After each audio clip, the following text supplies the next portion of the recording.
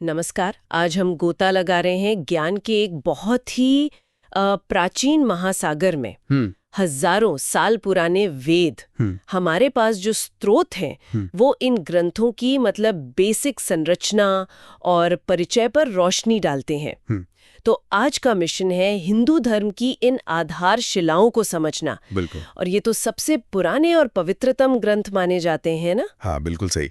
और इनकी खास बात यह है कि इन्हें श्रुति कहते हैं। श्रुति। हाँ, श्रुति मतलब जो सुना गया। ऐसा मानते हैं कि ये ज्ञान लिखा नहीं गया था पहले, बल्कि ऋषियों ने इसे सीधे दैवीय प्रेरणा से पाया। वाह, मतलब सीधे ईश्वर से। हाँ, या कह सकते हैं ब्रह्मांडीय चेतना से। और ये फिर पीढ़ी दर पीढ़ी बोलकर ही आगे बढ़ाया गया है। कमाल है। हाँ। तो चलिए शुरुआत करते हैं सबसे पहले वाले से, ऋग्वेद। सुना है ये सबसे पुराना है। जी हाँ, ऋग्वेद सबसे प्राचीन है। अंदाजन मान के चलिए 1500 से 1200 ईसा पूर्व।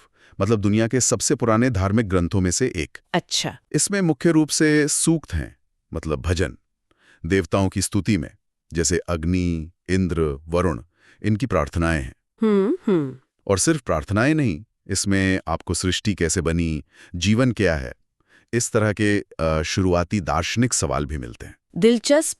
तो ऋग्वेद में स्तुति और थोड़ी फिलॉसफी भी। तो फिर यजुर्वेद, इसका नाम सुन के लगता है यज्ञ से जुड़ा होगा। बिल्कुल सही अंदाजा लगाया आपने। यजुर्वेद का पूरा फोकस यज्ञ और अनुष्ठान पर है। अच्छा। इसमें यज्ञ में इस्तेमाल होने वाले गद्य मंत्र हैं और पूरी प्रक्रिया मतलब विधि विधान का वर्णन है। और हाँ, इसके दो मुख्य रूप भी हैं, शुक्ल यजुर्वेद और कृष्ण यजुर्वेद। ओ, दो तरह के। उनमें क्या फर्क है?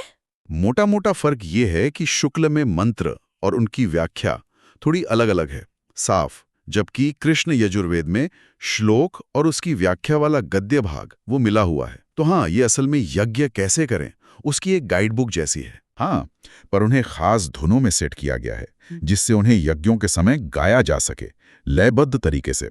कहते हैं कि भारतीय शास्त्रीय संगीत की जड़ें इसी में हैं। वाह, मतलब यहाँ मंत्रों के साथ साथ सुरों पर भी उतना ही जोर है। बिल्कुल, संगीत में प्रस्तुति अहम है। ठीक है, स्तुति हो गई, यज्ञ विधि हो गई, संगीत भी हो गया। चौथा वेद, अथर्ववेद, ये कैसे अलग है? अथर्ववेद, हाँ, वो थोड़ा बाद का माना जाता है और उसका मिजाज भी थोड़ा अलग है।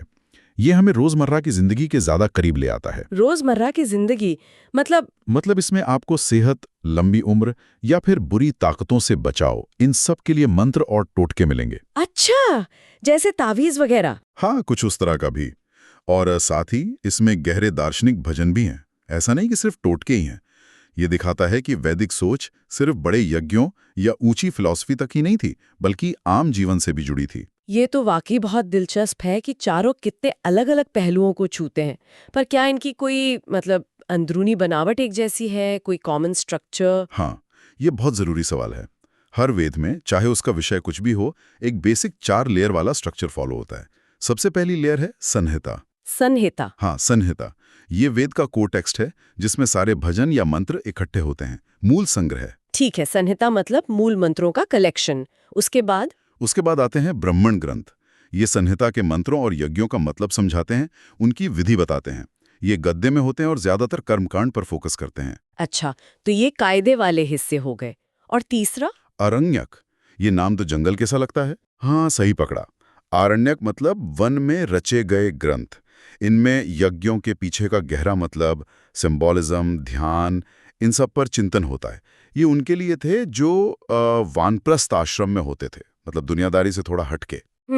जो बाहरी कर्मकांड से ज्यादा अंदरूनी अर्थ पर ध्यान दे रहे थे। बिल्कुल। तो संहिता के मंत्र, फिर ब्राह्मणों में उनका कर्मकांड, फिर आरण्यकों में चिंतन, और चौथा वो उपनिषद है ना, जिन्हें बहुत महत्वपूर्ण माना जाता है। एकदम सही। चौथा और शायद सबसे गहरा हिस्सा है उपनिषद।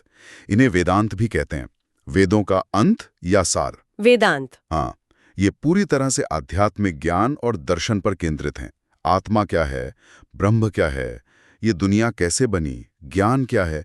मतलब हिंदू दर्शन की जो गहरी जड़ें हैं ना, उनका असली सोर्स उपनिषद ही है। अच्छा। तो हर वेद में आपको ये चारों परतें मिलेंगी, संहिता, ब्राह्मण, आरण्यक और उपनिषद। ये एक तरह से भारी क्रिया से अंदरूनी ज्ञान तक का सफर है। हर एक का अपना अलग फ्लेवर है और सभी एक ही संरचना में बंधे हैं।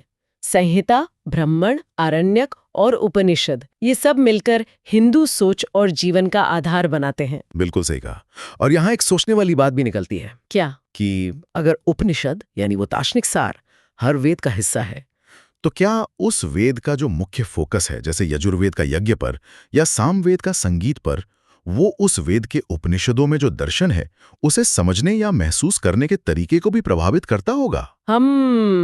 मतलब क्या यज्ञ करते हुए या संगीत सुनते हुए उसी एक परम सत्य का अनुभव कुछ अलग ढंग से होता है? ये सोचने के लिए गहरा सवाल है ना?